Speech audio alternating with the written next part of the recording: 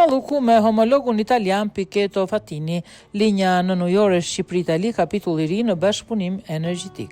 Zëvendës kryeministri Belinda Balluku, e cila është njëherësh dhe ministre për infrastrukturën dhe energjinë, ka zhvilluar një takim këtë të njëjtë në 13 nëntor me homologun e saj italian Gilberto Pichetto Fratin, në kuadër të samitit parë ndërqeveritar Itali-Shqipëri që po mbahet në Rom.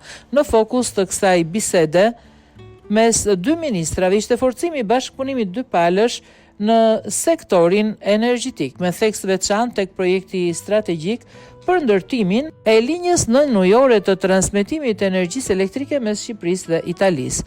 Sot pata kënaqësinë zhvilloi një bisedë të frytshme me ministrin e mjedisit dhe energjisë së Italisë, zotin Gilberto Pichetto Fratin. Diskutuam gjërësisht mbi forcimin e bashkëpunimit mes Shqipërisë dhe Italisë në sektorin energjetik, me fokus projektin strategjik për ndërtimin e linjës nënujore që do të lidhë dy vendet tona, një projekt pjesë e korridorit energjetik, lindje perëndim që përfshin Rumani, Bullgari, Greqi, Shqipëri dhe Itali, si një korridor i rëndësishëm për sigurinë energjetike të gjithë rajonit. Ky investim do të hap një kapitull të ri në marrëdhëniet tona dhe do të kontribuojë në sigurinë dhe qëndrueshmërinë energjetike në rajon.